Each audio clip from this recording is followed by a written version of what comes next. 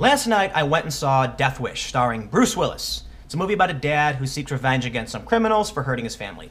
Certainly not the greatest movie ever made, but it was enjoyable, especially if you like Bruce Willis and dumb action movies. Now, the reason I'm telling you this, if you go to Rotten Tomatoes, you'll see that the critics have given it a 15%, but the audience has given it an 85%. So what about this movie made the critics hate it so much? Certainly, some of the critics have legitimate criticism. They say the movie, it's a remake, look, they didn't really add anything new to it, but many of the reviews criticize the movie for being poorly timed, for being pro-gun or right-wing. None of those reviews tell me anything about the structure of the movie, the content, or the acting. It doesn't tell me whether or not I'll enjoy the movie. Look, simply because you don't think the movie should be released now doesn't mean the movie is bad. Why are people injecting their politics into a movie that it's not really there? All of this has got me thinking about the political event horizon. And what I mean by that is the point at which, no matter what action is taken, we will never mend the divide in this country. And not only that, anything, any movie, any product is going to be perceived as a political slant or message. This movie, in my opinion, was not overtly political. It was just a Bruce Willis action movie. Why is it then that critics are injecting politics? Have we lost control? Are we spiraling out of control in this cultural civil war?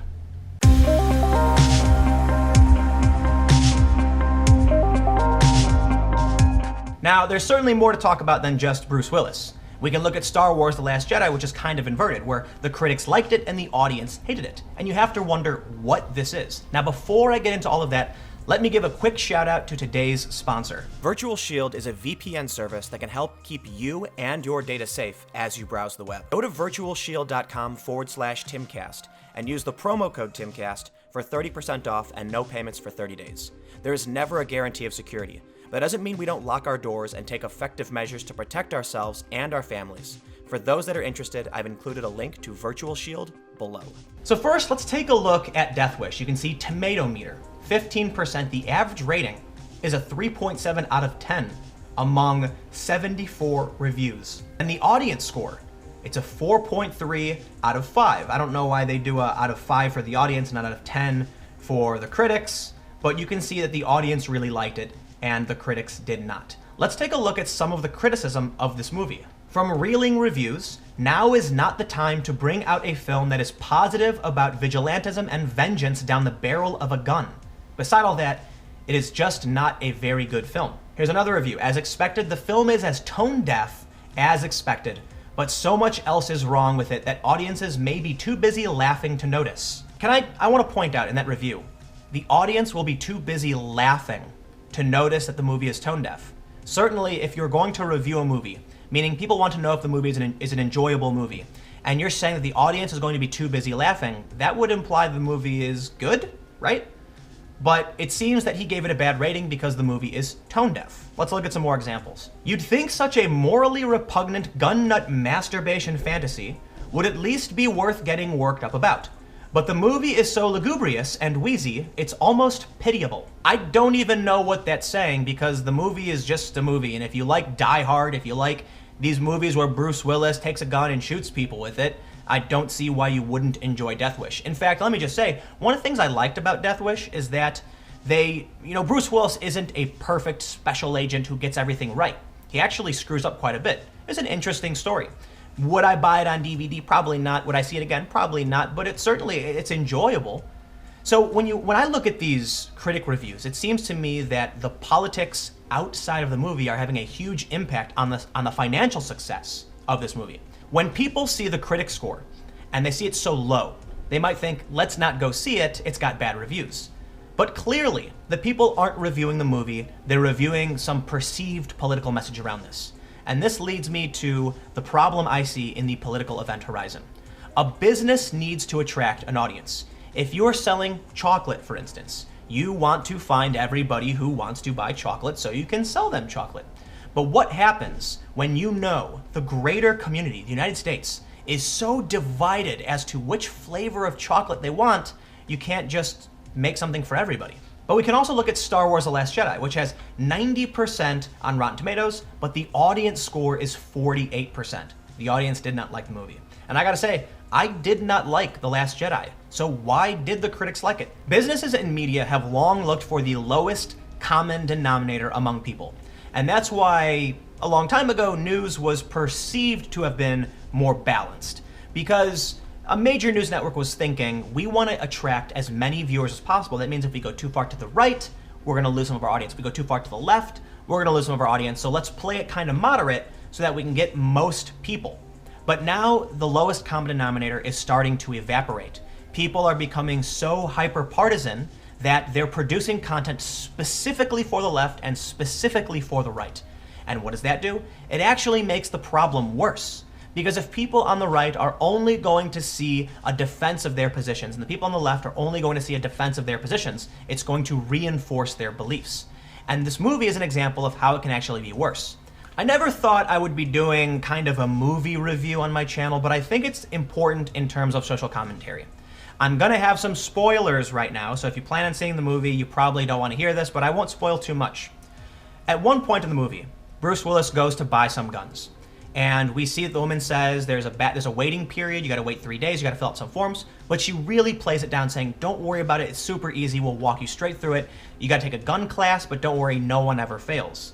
Certainly they're showing that there is some work you have to do, that you can't just walk in and buy a gun, but that it's also not absurdly difficult to get a gun.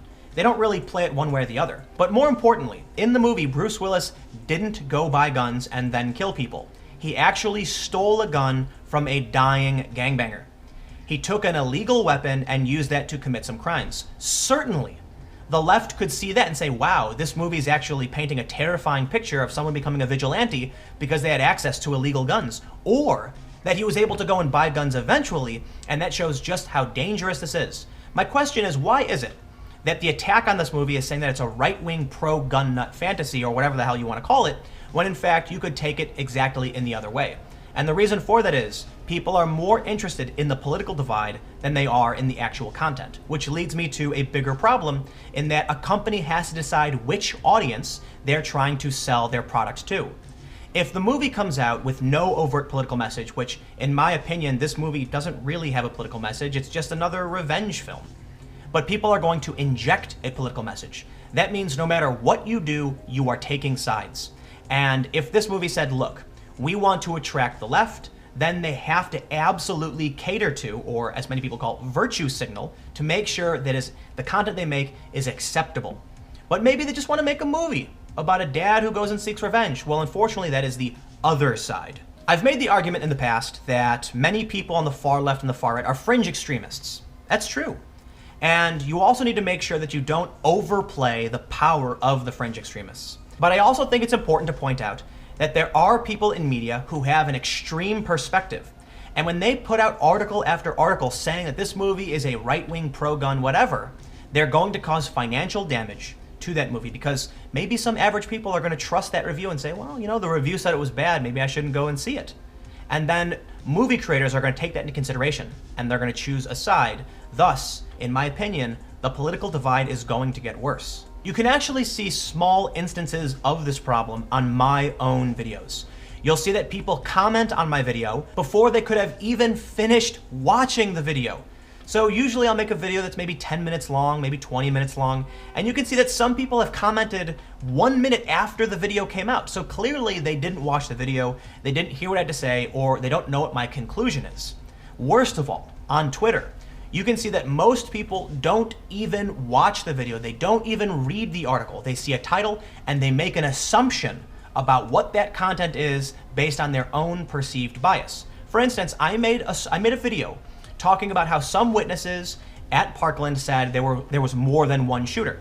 And the video was titled Multiple Shooters, something like 2 shooters, witness statement draws controversy.